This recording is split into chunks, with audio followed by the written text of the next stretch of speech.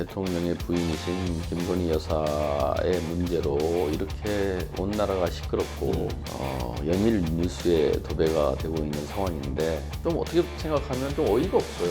원래는 두물머리 쪽, 양서면 쪽으로 정점이 있던 게 갑자기 강상면 쪽으로 김건희 여사 일가에 땅이 많이 있는 그것으로 변경이 됐다. 그런데 변경을 하려면 중요한 요소가 첫째, 변경했을 때 교통량을 다시 분석을 합니다. 그리고 경제성도 다시 분석을 합니다. 예. 이번에 서울 양평 고속도로 종점도 변경은 그런 분석 없이 바꿨단 말이에요. 그 21g이라는 업체가 이제 윤석열 대통령 취임 관저, 전에 아니, 이제 관저 공사를 시행을 했다. 그 이후로 봐야 될 겁니다. 예. 이제 감사원 감사에서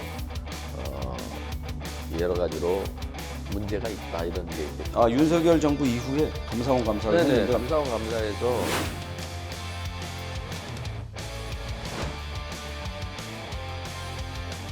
지금 뭐 국회 정치권의 이제 뭐 최대 현안이 아까 뭐 이런 현안들을 이제 본회의장에서도 말씀 나누신다라고 주셨는데 뭐 김건희 여사의 문제 아니겠습니까? 지금 뭐 명태균 씨부터 해서 이렇게 여러 가지 불거진 의혹들이 있고 김건희 여사의 활동 문제 뭐 이렇게 비판들이 있는데 김건희 여사 또 우리 의원님께서는 그 국토부에 근무를 하셨고 국토교통위원회에 지금 상임위에서 활동을 하고 계시니까 김건희 여사의 대표적인 또 의혹 중에 하나가 양평고속도로의 노선 변경 문제였잖아요. 이건 사실관계가 어떻게 들여다보시니까 어땠었나요, 이 당시? 영부인이시죠. 네. 우리가 예전 표현으로 하면 그리고 지금 대통령의 부인이신 김건희 여사의 문제로 이렇게 온 나라가 시끄럽고 연일 뉴스에 도배가 되고 있는 상황인데 굉장히 참 안타깝고 유감스러운 상황이죠. 네. 이건 제가 서울 양평 고속도로 문제는 좀 들여다보니까 참 좀 어떻게 생각하면 좀 어이가 없어요. 왜냐하면 처음에 이 문제가 불거졌을 때 서울 양평 고속도로가 지금 이제 예타를 통과하고 실제 건설을 하기 위한 사전 타당성 조사 용역 단계였거든요. 네. 그때 원래는 두물머리 쪽으로 양서면 쪽으로 종점이 있던 게 갑자기 강상면 쪽으로 김건희 여사 일가에 땅이 많이 있는 그곳으로 변경이 됐다. 이게 이제 의혹의 그때 국토부에 저는 계셨었나요? 그때 퇴직했을 때입니다. 퇴직 이후였군요. 예, 퇴직 이후인데 네. 그래서 21대 국회 마지막 상임에서 이게 뜨거운 논쟁이 있었죠. 예. 그런데 사실은 이게 이제 사전 타당성 영역이 진행 중에 있었단 말이에요. 예. 어떻게 보면 문제가 제기됐을 때 잘 검토해서 의혹이 없도록 하겠습니다. 네. 제가 볼 때는 그랬으면 그냥 그 잘 검토했으면 네. 충분히 주민들의 의사도 듣고 정치권의 의사도 듣고 해서 했으면 아무 문제도 아닐 수도 있는 문제였다고 생각을 해요. 네. 그런데 갑자기 그걸 백지화 선언을 했단 말이에요. 당시 장관이. 당시 원희룡 원희룡 장관이. 어. 그러면서 어떻게 보면 의혹이 더 커져버렸죠. 뭐가 문제가 있나 보다. 실제. 그렇죠. 그래서 이제 민주당 의원들이 21대 국회에서 이거를 집중적으로 팠죠. 팠더니 의혹의 핵심은 딱 그거예요. 누가 왜 이걸 바꿨느냐. 그런데 바꾼 게 너무 급작스러워요. 갑작스럽게 변경이 됐다. 네, 노선이. 이게 이제 짧게 보면 한 일주일, 길게 봐도 한 50일 만에 종점부가 변경이 됐는데, 계획에. 네, 타당성 그런데 검토 용역 시작하자마자 중에. 그런데 그 용역사가 했다 이렇게 이제 국토부에서는 해명을 했는데 용역사가 어떻게 현장에 한 번 가보고 일주일 길게 봐도 한 뭐 50여일 만에 네. 그거를 변경할 수 있느냐는 거죠. 이거는 저도 뭐 그런 그쪽 일을 해봤기 때문에 제가 국토부에 한 30여 년 근무하고 2차관 쪽에 많이 네. 근무를 했기 때문에 많이 해봤잖아요. 네, 교통 네, 분야의 네, 네. 전문가셨기 그런데 때문에. 물론 고속도로의 노선은 설계 과정에서 또 뭐 타당성 조사 과정에서 변경될 수 있어요. 그리고 변경된 조정될 사례도 수도 있고. 실제로 네. 꽤 있어요. 그런데 변경을 하려면 중요한 요소가 첫째, 변경했을 때 교통량을 다시 분석을 합니다. 그리고 경제성도 다시 분석을 합니다. 네.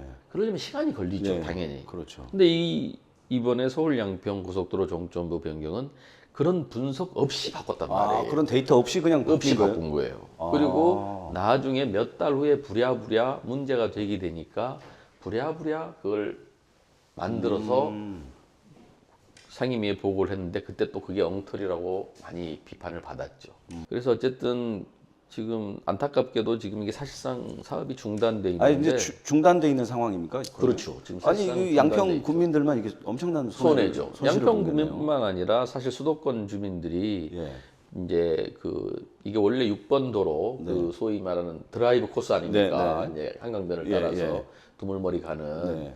그 도로의 상습 정체를 해소하기 위한 위해서 것이었는데. 그리고 더 나아가서는 이제 춘천 방향으로 가는 이쪽 그 방향의 연결을 위해서 이게 계획이 된 건데 그 수도권 주민들이 많이 다 이용할 수 있는 그런 사업인데 이게 중단됨으로써 사실 결국 피해는 우리 국민들이 보고 있는 거죠. 그래서 방금 전에 또 말씀해 주셨던 한 가지가 이제 용산 관저 리모델링 문제. 네. 이것도 뭐 여러 가지 좀 의혹들이 있나 보죠. 이번 국회에서 22대 국회에서 이거는 지금 많이 제기가 되고 있습니다. 예. 그래서 뭐 21g이라는 사실상 무자격 업체가 업체 이름이 21g입니까? 네네 그렇다고 합니다. 왜 20? 이번에 이제 국감에서도 증인으로 채택이 됐는데 예. 불출석을 하셨어요. 안 오셨어요. 이유가 뭐? 모르죠. 그거는 뭐 어쨌든 그래서 어제 마지막 국감에서 동행 명령까지도 발부를 했는데 결국은 안 출석을 안 했죠. 예. 그 21g이라는 업체가 이제 윤석열 대통령 취임 이후에 취임 관저, 전에 아니, 이제 관저 공사를 시행을 했다. 취임 그 이후로 봐야 될 겁니다. 예. 이제 관저에 입주한 거는 취임 후 상당 기간이 지나서 했기 때문에 예. 그래서 그때 관저 공사를 했던 그 업체 이름이 21g이고 예. 그 업체가- 절차와 예. 그게 이제 감사원 감사에서 그거는 이제 밝혀진 내용입니다. 어. 감사원 감사에서 여러 가지로 문제가 있다 이런 게 이제 윤석열 정부 이후에 감사원 감사를 네네 했는데 감사원 감사에서 어. 이게 절차적으로나 이게 좀 그 건설산업기본법을 비롯하여서 열 몇 개 법 위반이다. 예. 이게 감사원 감사에서 나온 겁니다. 어. 그래서 그거를 바탕으로 여러 의원님들이 상임위에서 또 문제 제기를 했죠. 뭐 21g이라는 업체가 그러면 누구와 관련이 있는 건가요? 그거는 지금 이제 김건희 여사와 굉장히 코바나 컨텐츠 시절부터 친분이 있는 업체다 이렇게 지금 의혹이 제기가 되고 있는 상황이죠. 그럼 공사 수주했던 양들이 뭐 수백억 대 그거 정확한 액수는 제가 지금 기억이 안 납니다. 그런데 어쨌든 그 법적으로 예. 적절하지 못했다 하는 게 감사원 감사를 통해서 나온 이게 그러니까 김건희 여사와 관련된 의혹들이 이게 꼬리에 꼬리를 물고 계속 이게 터져 나오는 상황이군요. 지금 그렇습니다. 예. 그 민주당에서는 이런 상황에 대해서는 뭐 지금 현재 김건희 여사와 관련된 뭐 특검 지금 추진 중에 있고 몇 번 했죠. 했는데 근데 뭐 계속 됐고. 이제 뭐 부결 또는 뭐 저기 뭡니까 윤석열 대통령이 이제 거부권 거부권 행사해서 재의결 요구라고 하죠. 네. 거부권이 행사돼서 아직 추진은 안 되고 있는데 네. 다시 또 지금 추진할 계획으로 있습니다. 한 3, 4년간 그 임기 동안에 어떤 뭐 좀 구체적으로 어떤 그 법률이라든지 제가 이제 재개정 계획들이 좀 있으신가요? 있습니다. 예, 우선 제가 교통 전문가로 영입이 됐지 않습니까? 그리고 아까도 말씀드렸지만 우리 교통산업은 지금 사실 혁명적인 변화를 앞두고 있습니다. 네. 그게 뭐냐면 바로 자율주행 기술입니다. 이제 앞으로 운전자가 필요 없는 시대가 됩니다. 드라이버리스. 네. 10월 10일 날 일론 머스크가 그랬죠. 사이버 캡을 예. 시제품을 발표했잖아요. 그리고 지금 중국의 우한에 가보신 분들이 저에게 얘기를 해줬는데 또 제가 영상으로도 봤습니다만은 500대 자율 택시가 레벨 4 네. 정말 운전자가 아예 손을 대지 않는 택시가 500대가 지금 다니고 있고 이걸 조만간 10,000대까지 늘린다는 겁니다. 그 외에도 한 16개 도시에서 지금 그런 그 테스트가 진행 중에 있고 사실상 거의 자율주행 기술이 완성 단계에 왔다고 봐야 돼요. 그러면 생각을 해보세요. 택시, 버스, 트럭 다 운전자가 필요 없는 거예요. 혁명입니다, 이거는. 네. 우리 이 스마트폰이 우리 삶에 거의 큰 변화를 가져왔잖아요. 거기에 비견될 만한 혁명적인 변화가 이 자율주행 기술.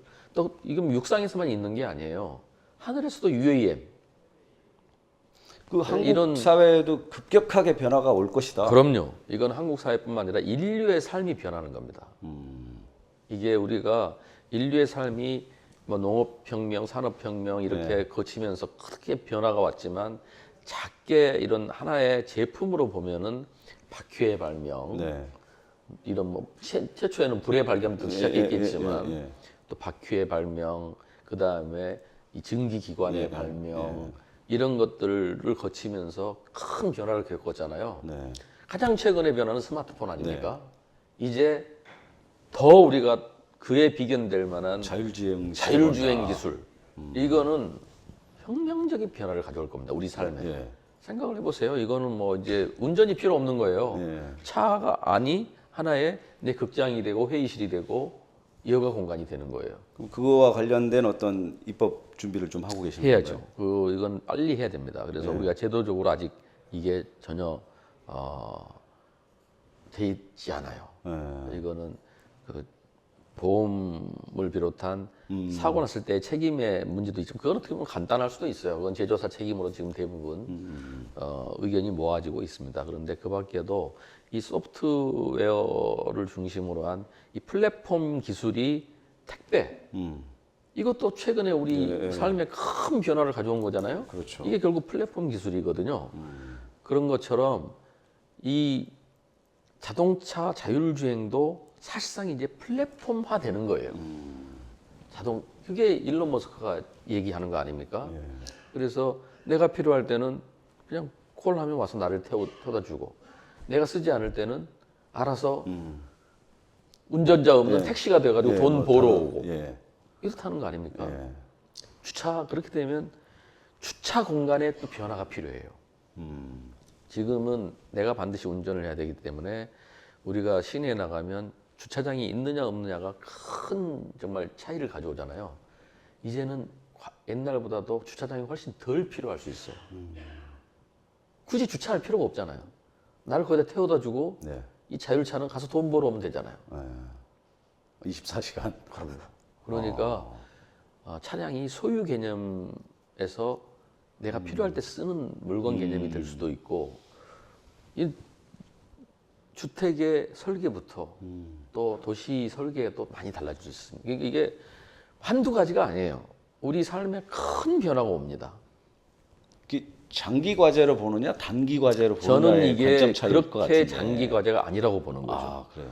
그러니까 여기에서 의견이 갈려요. 네. 많은 사람들이 아직 멀었다. 네. 앞으로 20년은 걸린다. 네. 이렇게 주장하는 사람들도 있는데 아니 2년 후에 양산을 한다고 일론 머스크는 발표를 했잖아요. 네.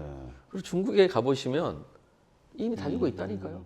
네. 그래서 지금 사실상 테슬라와 중국 두 개, 지금 1위부터 10위까지 거의 대부분이 미국과 중국 회사예요. 이 기술 수준이. 그래서 저는 어제 제가 국감에서도 이런 말씀을 드렸는데 미래 모빌리티가 이미 우리 바로 눈앞에 와 있다. 우리도 좀 더 적극적으로 대응을 해야 된다. 그런 말씀을 제가 드렸고요. 제도적으로도 그렇지만 기술적으로 그리고 이게 단순한 기술이 아니라 우리 삶 자체를 완전히 바꿀 기술이기 때문에 굉장히 저는 적극적인 대응이 필요하다고 생각합니다. 범국가적으로는 이제 뭐 자율주행 시대에 대비한 입법 시스템을 갖추는 데 좀 주력하신다는 것이고 우리 용인 지역구를 기흥 지역을 위해서는 또 어떤 구상이 좀 있으신가요? 기흥 지역을 위해서는 아까도 제가 말씀드렸다시피 단기적으로는 광역버스의 확충 그리고 좀 중장기적으로는 철도의 확충을 통해서 이 교통난을 해소하는 게 제가 교통 전문가로서 제가 할 일이라고 생각하고요. 근데 비단 교통 인프라뿐만 아니라 우리 기흥에는 문화, 체육 인프라도 많이 부족해요.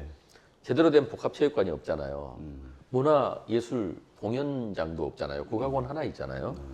그래서 이런 전체적인 인프라를 좀 확충을 해야 된다. 그래야 품격 있는 도시가 되고 우리의 기흥 구민들의 삶의 질이 지금 높아질 수 한 있다. 선거 준비까지 한 1년여 되셨는데 이렇게 지역 사정 현안들을 다 꿰뚫고 계시네요 이제. 아유, 저는 이제 용인 시민입니다. 그래서 어쨌든 그 의원님이 의정 활동을 통해서 용인시가 좀 교통난도 해소되고 여러 가지 현안들이 좀 뭐랄까 주민들이 생활하기에 편안한 그런 기흥이 될 수 있도록 저희도 한번 기대를 해보겠습니다. 네, 오늘 또 열심히 많은 하겠습니다. 시간 내주셔서 감사드리고 네, 열심히 하겠습니다. 우리 마지막으로 기흥 구민, 용인 시민들께 한 말씀 부탁드리겠습니다. 네, 용인을 더불어민주당 손명수 의원입니다. 시민 여러분께서, 구민 여러분께서 저를 일꾼으로 뽑아주셔서 제가 지금 국회에서 열심히 일하고 있습니다. 제가 선거에 출마해서 약속드린 대로 용인을 품격 있는 도시로 만들기 위해서 품격 있는 도시가 될 수 있도록, 그래서 용인의 가치가 높아질 수 있도록 제가 힘껏 노력하겠습니다. 그리고 용인뿐만 아니라 우리 대한민국이 더 살기 좋은 나라, 더 정말 우리 국민들이 편안하고 자긍심을 느낄 수 있는 그런 나라가 될 수 있도록 정치인의 한 사람으로서 최선을 다하겠다, 이렇게 약속드리겠습니다. 감사합니다. 예, 오늘 감사드립니다. 네, 감사합니다.